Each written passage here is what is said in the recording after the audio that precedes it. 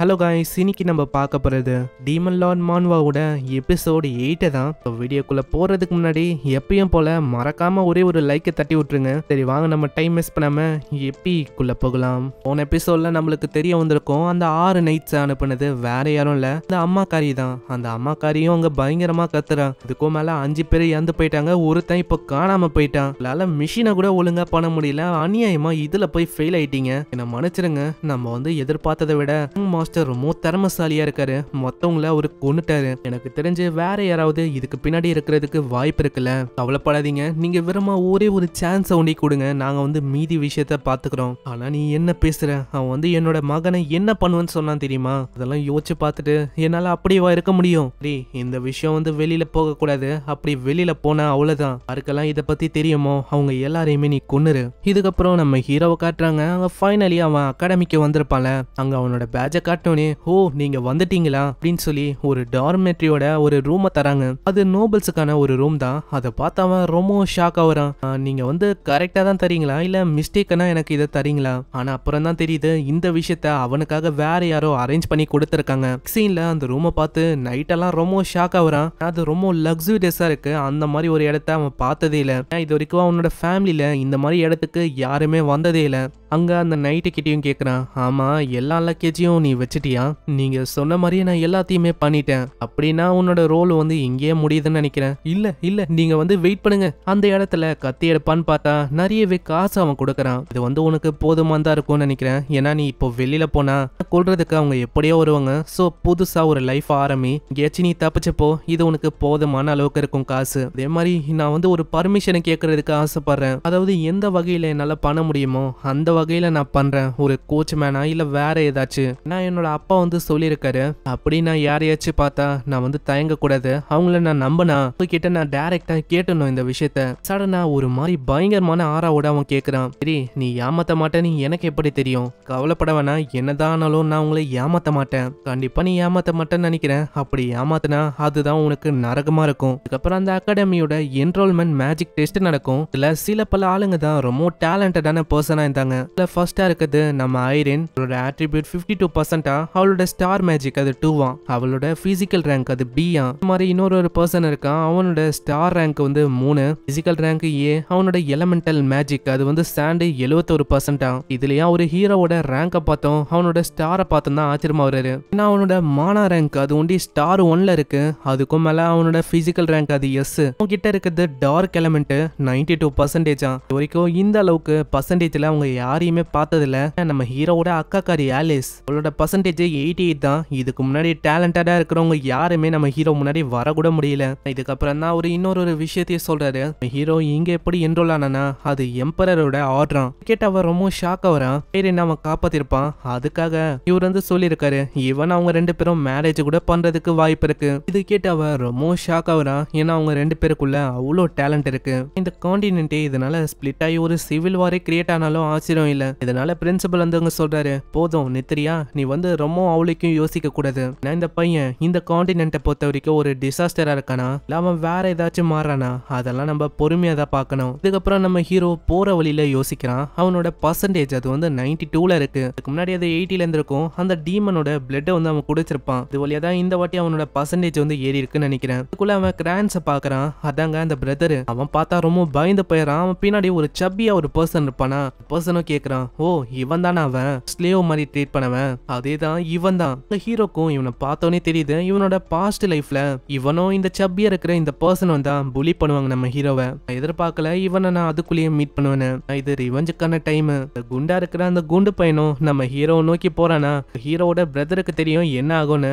அவன் ஏதாச்சும் சொல்றதுக்குள்ளேயே அங்க ஒரே ஒரு எத்துதான் எத்துறான். அதுக்கே அவனோட நிலைமை ரொம்ப மோசமாயிது. அவன் கிட்டே சொல்றான், ஹேய் நீ ஏதாச்சும் என்ன பண்றதுக்கோ இல்ல என்ன பழி வாங்குறதுக்கு ஏதாச்சும் ஒரு விஷயத்த பண்ண பார்த்தேன்னு வச்சுக்கேன், நான் கண்டுபிடிச்சேன்னு வச்சுக்கேன், அவ்வளவுதான். அதுக்கப்புறம் இந்த அகாடமியை விட்டு உன்னால நார்மலா கிராஜுவேட் ஆக முடியாது.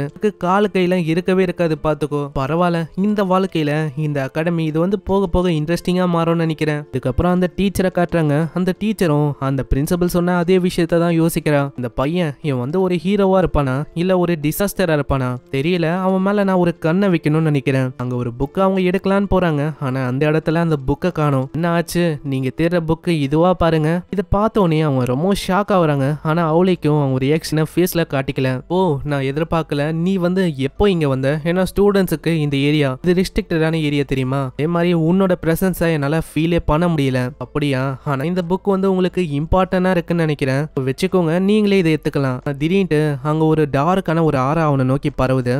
நான் எதிர்பார்த்தேன் சரிக்கா, நீங்க வந்து இந்த மாதிரி ஒரு விஷயத்த பண்ணுவீங்கன்னு, அதே மாதிரி நீங்க பண்ணிட்டீங்க. சரிக்கா, அவங்க ஒன்றும் நார்மலான பர்சன் இல்ல, ஆனால் இவங்க தான் ஒரு லீடரா இருக்காங்க, அதுவும் இந்த அசோசியேஷன் பண்ற ஆர்கனைசேஷனுக்கு. நீ உண்மையிலேயே யாரு, உனக்கு எப்படி என்ன பத்தி தெரியும்? என்னோட ப்ரீவியஸ் லைஃப்ல இவங்க வந்து நார்மலான பர்சனா எனக்கு தெரிஞ்சாங்க, ஆனா அது ஒன்றும் உண்மை இல்ல. நான் வந்து புலி ஆகும்போது நான் வந்து ஆறுதல் பத்தணும்னு சொல்லி எனக்காக இவங்க தான் பேசினாங்க. நான் என் கிட்ட டார்க் எலிமெண்ட் இருக்கும், அது மற்றவங்களை பொறுத்த வரைக்கும் யூஸ்லெஸ்ஸா தெரிஞ்சிருக்கும். ஆனா இவங்க அப்படி இல்லை, இவங்க என்னோட டார்க் எலிமெண்ட்டை பத்தி ஏகப்பட்ட விஷயம் சொன்னாங்க, என்னால அதை இன்ஃபினிட்டா க்ரோ பண்ண முடியும்னு சொன்னாங்க. ஆனா அப்போ வந்து எனக்கு அவளைக்கும் புரியல, ஆனா எல்லா விஷயமும் பண்ணதே நான் மாட்ட வைக்கணும்னு. இவ வேணும்ட்டே தான் இப்படி பண்ணிருக்கா. ஏன்னா அவளோட சாதாரணமான அந்த கண்ணாடி போட்டு இருக்க முகத்தை பார்த்து நீங்க ஏமாறக்கூடாது, அந்த கண்ணாடிக்கு பின்னாடி இன்னொரு முகமும் ஒளிஞ்சிருக்கு. இதனால அவங்க நல்ல விதமா அங்க பேசுறாங்க.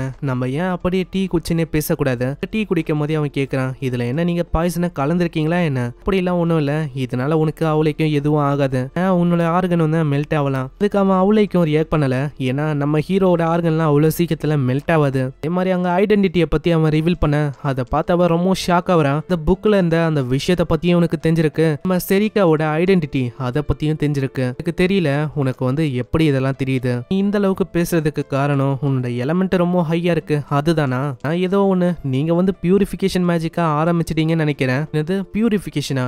எனக்கு வந்து இன்னமும் புரியல, நீ வந்து என்ன பேசின இருக்க? நேச்சுரலா சொன்னா நீங்க வந்து தயங்க மாட்டீங்களா அசோசினேஷனை பண்றதுக்கு? என்ன சொன்னியோ அது என் காதல வில்ல அந்த மாதிரி நான் நினைச்சுக்கிறேன். என்ன ஆச்சு, என்ன நீங்க மிரட்டுற மாதிரி தெரியுது அப்படின்ட்டு சரிக்கா அங்க இருக்கிற டேபிள அப்படியே தட்டி விடுறா. அது நம்ம ஹீரோ நோக்கி வதான் ஒரே பஞ்சில அவன் உடைக்கிறான். திரும்ப அவ தாக்க வரா. அங்க பின்னாடியே நம்ம ஹீரோவும் சொல்றான், நான் என்னோட உண்மையான ஐடென்டிட்டியை பத்தி சொல்லிட்டேன், இல்ல என்னால நம்ப முடியல நீ தான் அந்த மிஸ்டர்னு. அப்படி நம்ப முடிஞ்சாலும் வந்து நம்புறதுக்கு தயாரா இல்ல. ஓ அப்படியா, அப்பனா நான் உனக்கு காட்டணும், அதாவது நான் யாருன்னு. அங்க இதனால அவனோட ஸ்வாட் எடுக்கிறான், அதை வச்சு அவன் தாக்குறானா. அப்புறம் தான் அவன் நல்லா நோட்டீஸ் பண்றா. ஸ்வாட பார்த்ததுக்கு அப்புறம் தான் அவளுக்கு புரியுது, அந்த ஸ்வாட் அது வந்து அதேதான். ஸ்வாட் வந்து ஏறால இவனுக்கு தேர்ந்தெடுக்கப்பட்டிருக்கு. நான் இந்த ஸ்வாடுக்கு சக்சஸரா இப்போ இவன் தான் இருக்கானா? இப்பயாச்சும் புரியுதா, இந்த ஸ்வாடோட சக்சஸர் அது வந்து நான் தானே, இப்பயாச்சும் என்ன ஏத்துக்கணும். இதுக்கப்புறம் அவங்க ரெண்டு பேரும் வேற ஒரு ஏரியாக்கு போறாங்க. அங்க டைரக்ஷன் எல்லாம் அவன் சொல்லி வர்றா. போற இடத்துல ஏகப்பட்ட ஆளுங்க தாக்குறாங்க, எல்லாரையுமே அவனோட ஸ்வாட வச்சு அப்படியே அவன் முடிச்சு வர்றான். இன்னொருத்த அங்க தாக்க வந்தா அவனையும் அவன் ரொம்ப ஷாக் ஆக்கிறான். ஏன்னா ஷார்ட்டான டியூரேஷன்ல உன்னோட டேகரை அப்படியே பறக்க விட்டுட்டான். இவன் உண்மையிலேயே இம்ப்ரெசிவ் தான். திரும்ப அவங்க தாக்க வந்தா சீக்ரெட் டெக்னிக் ஆக்டிவேஷன் இப்படின்னு சொல்ல ஹீரோ மேல இருந்து ஒரு வித்தியாசமான ஆறா அவங்கள தொட்டாத்த செகண்டே அவனோட நிறமெல்லாம் அப்படியே வெளில வந்து அப்படியே அவங்க கீழே விழுறாங்க. ஒரு பயங்கரமான டெக்னிக். இது வழியா அவங்களோட கில்லிங் இன்டென்ஷன் வெளியில வந்தோடனே அவங்க வந்து எந்த அளவுக்கு கொடூரமானவங்கன்னு அவங்களுக்கு தெரியும். இதனால தாங்க முடியாதவங்க அப்படியே மயங்கி போயிடுவாங்க. அந்த விஷயம் தான் இங்க ஏற்பட்டிருக்கு. இதுலயும் என்ன ஆச்சரியமான விஷயம்னா, இன்னமும் ஒரு பர்சன் முன்னாடி இருக்கான்.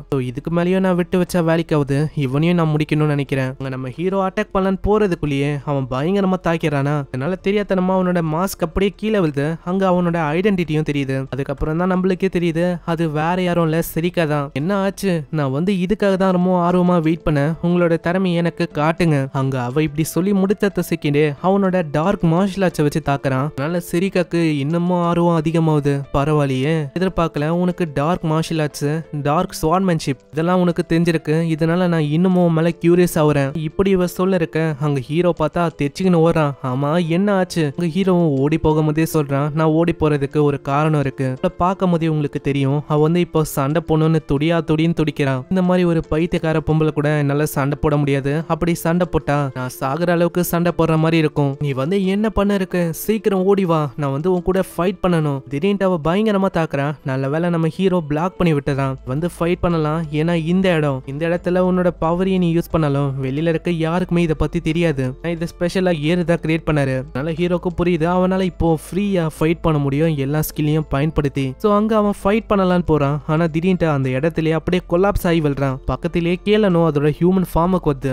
நீ வந்து என்ன பண்ணிருக்க உனக்கு தெரியுதா? நீ என்னோட மாஸ்டரியை ஹார்ம் பண்றதுக்கு ட்ரை பண்ணிருக்க. இல்ல நான் வந்து என்னோட டியூட்டி எதா பண்ண, அதாவது நான் தெரிஞ்சுக்க ஆசைப்பட்டேன், ஒருதான் உண்மையிலேயே சக்சஸரானு. நீ உன்னோட காடியை நீங்க வெளியில கூப்பிடலாம், அது வழியா அவருக்கு தெரிய வந்திருக்கும். ஆனா நீ வந்து அப்படி பண்ணல. சோ இது வந்து எனக்கான சேலஞ்சா என்ன? இல்ல ஆனா ஏதோ ஒண்ணு, நீங்க ஃபர்ஸ்ட் உங்களோட மாஸ்டரை பார்க்கணும். அப்படியே நம்ம ஹீரோவை பார்த்தா நம்ம ஹீரோ சுத்தி ஒரே ரத்தமா இருக்கு. ஆமா என்ன ஆச்சு இவனுக்கு? அதாவது இது ஒரு சிம்பிளான மெத்தட் மாதிரி தான். ஏன்னா நீங்க வந்து இப்போ இந்த ஃபார்முக்கு வந்திருக்கீங்களே, இதை மெயின்டைன் பண்றதுக்கு ஹோஸ்டோட லைஃப் எனர்ஜியை அப்சர்வ் பண்ற மாதிரி இருக்கும். அதனால தான் அவரோட நிலைமை இப்படியா இருக்கு. அடே நீ இதுக்கே இப்படி ஆயிட்டியா? நீ இதை பேலன்ஸ் பண்ணணும்னு சொல்லி நீ இப்படி பண்ணிட்ட. இப்ப பாரு எல்லா ரத்தமும் வேஸ்டா போயிடுச்சு நீ குடிச்சது. அதுக்குள்ளேயே சரிக்க சொல்றா, நான் வந்து ரொம்ப ஆர்வமா இருக்கேன். இங்க வந்து என் கூட சண்டை போடுறீங்கன்னா கூட ஓகே தான், நான் சண்டை போடுறதுக்கு தயாரா இருக்கேன். கேட்டவனே கேளனும் ரொம்ப ஷாக் ஆவரா. ஏன்னா இந்த மாதிரி ஒரு வியர்டான பர்சன் அவ பார்த்தது இல்ல. அங்க அதுக்குள்ள ஹீரோவும் எழுதுக்கிறான். ஆமா என்ன ஆச்சு? அதுக்காக நீ வந்து இந்த ஃபார்முக்கு வந்திருக்க. இப்போ வந்து மாஸ்டர் நீங்க ரெஸ்ட் எடுங்க. ஏன்னா நான் வந்து ஒருத்தங்களை கிரஷ் பண்ணோம். ரெண்டு பேரும் சண்டை போடலான்னு போவாங்களா, திடீர்னு ஒரு வாய்ஸ் வருது, போதும் நிறுத்துங்க, நீங்க வந்து போர்ட்டல் வழியா உள்ளுக்குள்ள வரீங்களா, ஏற வந்து உங்களை மீட் பண்ணுமா. அவ்வளவுதான், அந்த டார்க் காடை இவங்க மீட் பண்ண போறாங்க. ரொம்ப ஈவலான காடு, அதாவது இவரு மர்சியே இல்லாம கொள்ளுவாரு மத்தவங்கள. பார்க்கலாம் இந்த காடால என்ன ஆகுதுன்னு. ஏன்னா இவரை பத்தி நம்மளுக்கு அவ்வளோக்கும் தெரியல. அதே மாதிரி சில பேருக்கு சில விஷயம் குழப்பமா இருக்கலாம். இந்த மிஸ்ட் ஆர்கனைசேஷன் டார்க் காடை வணங்குறாங்க. நம்ம டார்க் காடோட சக்சஸர் இது வேற யாரும் இல்ல, அது நம்ம ஹீரோ. இப்போ வந்து இந்த விஷயம் கிளியர் ஆயிருக்கும்னு நினைக்கிறேன். சோ இதுக்கப்புறம் பார்க்கலாம் என்ன ஆகுதுன்னு. மறக்காம ஒரே ஒரு லைக்கை கீழே தட்டி விட்டுருங்க. அதே மாதிரி சப்ஸ்கிரைப் பண்ணலையா, சப்ஸ்கிரைப் பண்ணிக்கோங்க. நான் உங்களை நெக்ஸ்ட் எபிசோட்ல சந்திக்கிறேன். தேங்க்யூ ஃபார் வாட்சிங். சைனரா.